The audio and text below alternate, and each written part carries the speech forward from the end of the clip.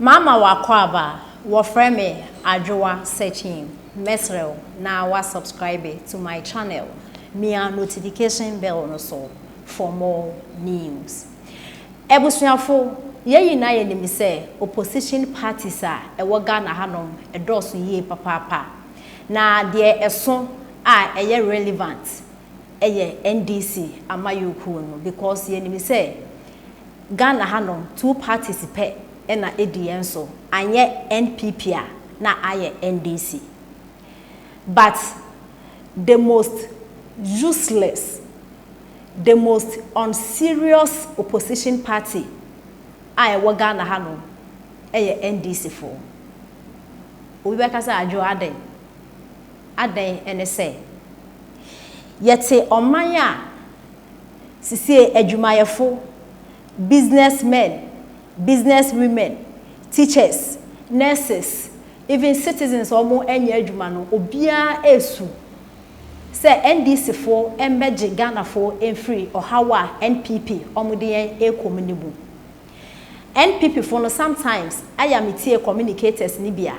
omo kire say about want to know social media. E say social media negative comments about NPP edoso. But enye social media nko a ukọ efiefie mu communities negative commenter omo ema ede efa NPP ho no esen social media de no kra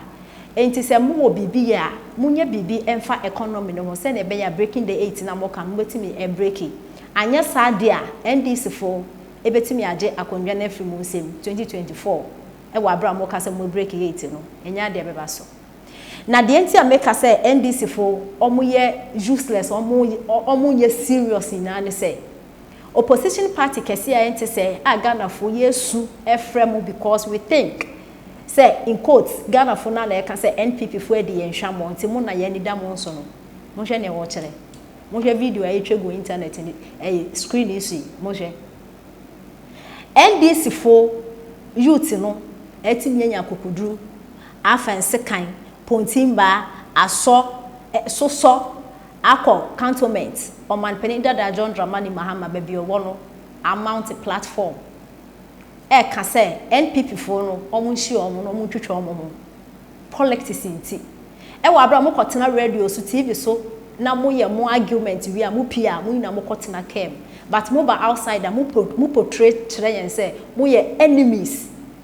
na part yen Ghana fo na yedi mu echi ne yen so adwemmone ahye mu next year e wa heya ye ba beto aba mo hwe etutrasem a mo ye ende na mo ka kire Ghana fo sadia NDC fo aye e ya ade bi a esese Ghana ni be bia ye condemn wo NDC wo NPP o condemn e wo say economy ni mu aye den a obi esu e friend NDC fo but de o mo ye no se bia yen sem hu no mo kodi no ebusuafo nienti ameka say NDC for omo ye useless omo ani mbre je say wo mi say Ghana for su frem omo ba se wo de amagu ni shomo say me nim ade NDC for ba be ye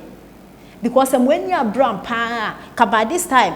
dollar rate here was for inflation here was am na Ghana for ye hu kire anyi ka mo de nyama egu akwam aye calculation abeka kire inflation ye ba kwan se ne be fa so be ba fam dollar rate se ne be ba fam na che say ye hu say mo ye serious am mo petumi ade we mo asesa dade ne kontima ase de mokobu afu mokobu kwai mokodua brode mokodua eburo e wa cantonment amount platform kran dade se e mo dey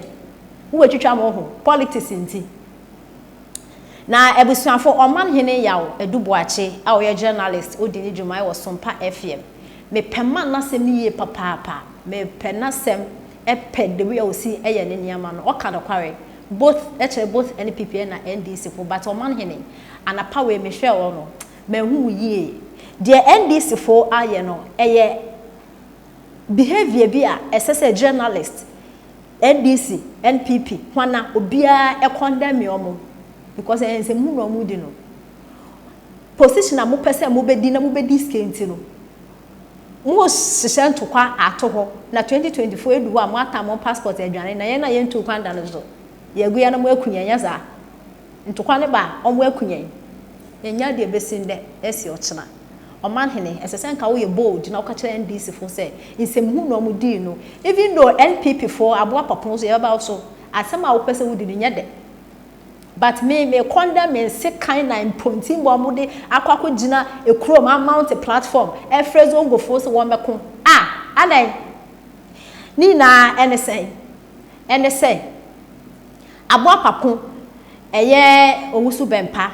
a oye NPP ni e kire say oye demonstration oye kire a kire man pani dada John Dramani Mahama na omo de beko eye special prosecutor ni office omo free ho a na omo de aba o man pani dada John Dramani Mahama ni office demonstration e dia da so nyina ne so omo e kire say o man pani dada John Dramani Mahama e ba so ho sensem bi a betitale enkom government official one and say a government appointee bi ekodi dwa e wo UK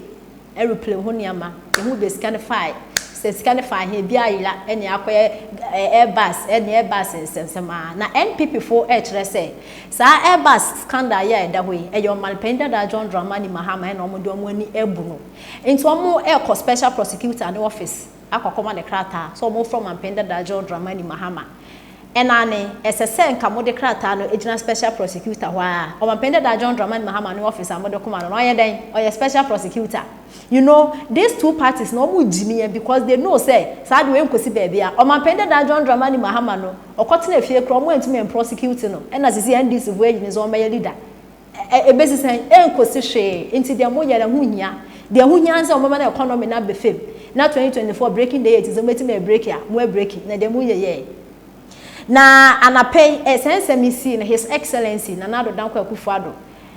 the krata babonti a wo kire say 2024 say to trust them NDC for start nya don ba kwa enter 2024 no mo buada kede besi wo Ghana hanke besi o man penida da John Dramani Mahama so e de ne response aba say response aba o kire say ai Muntari House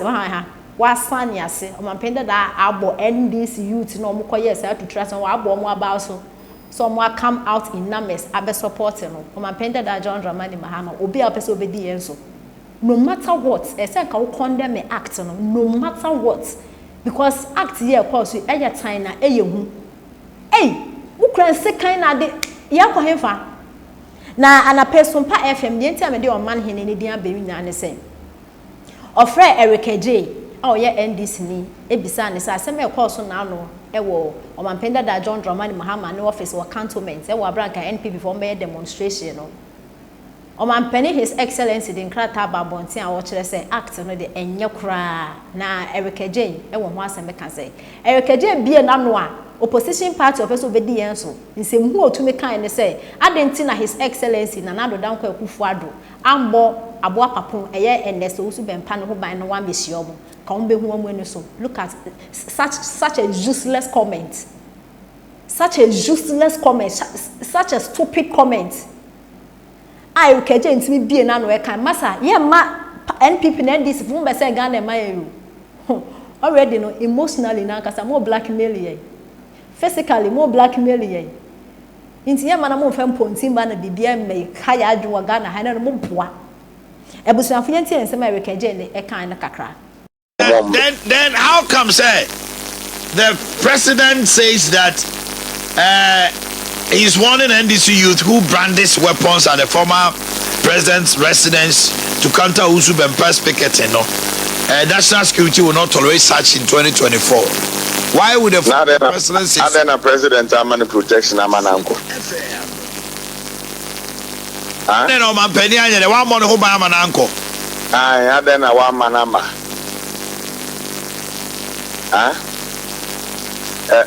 Let me tell you this. Listen.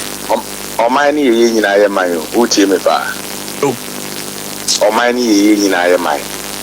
President Akufo-Addo sebi in previous. He's the president. But the top that to track us an okay can yet. Yen fa power ma we ne yen fa power ma we china. Die be. Ebusuafo nyansa sem we na Eric J etumi a reply. Na Eric J kasa no oman hene mo nso ka say Brebram bank amanemba owusu bempa nkasa obekọ mampenda da John Dramani Mahama no officer komo so omo nkoye sa tutura 7 no oman hene ade NPP for demonstration almost on Pakoyo or Mampeni that John Dramani Mahama no office no. In the first place, you know, and you're wrong.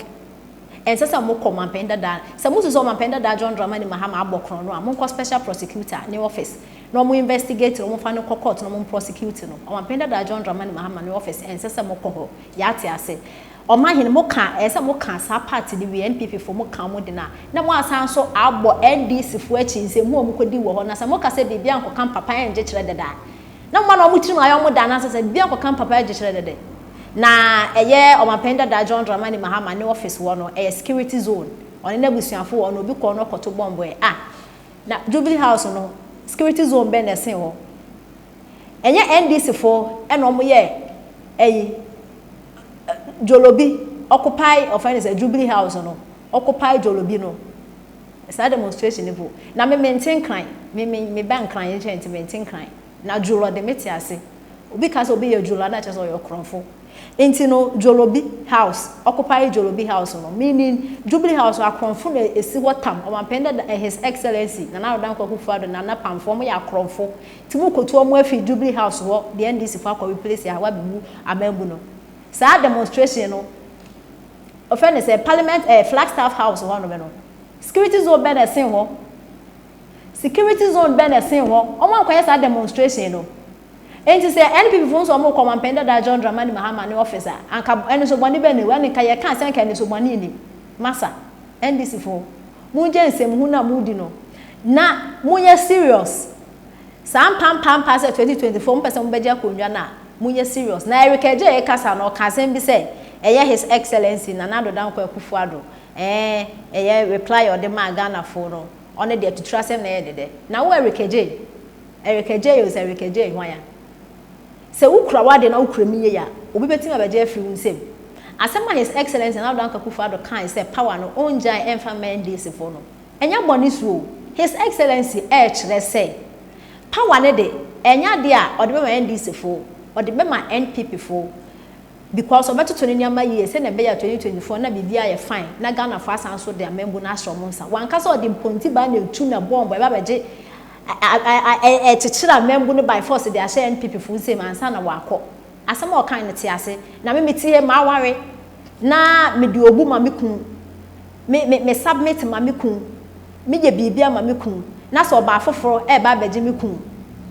na se mama ho kwan a oba no ntime nje me kun firi mi nsem da even one ma wukun respect I submit am na ye bibia no kun kra no it takes a member onweni brade ansana ba obema na nim brade odo no yira on sho ba kro no kra even oba kra onya na ware basabasa oba foforo bi na obetimi abeje na ware afini nsem so obo na ware ho banya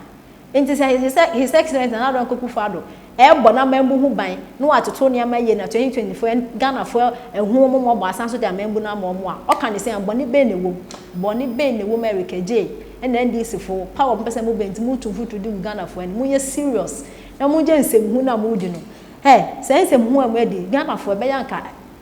mo di NDC for banka mo fa kura Donkor bra because we mo on be ya the papa bia hu te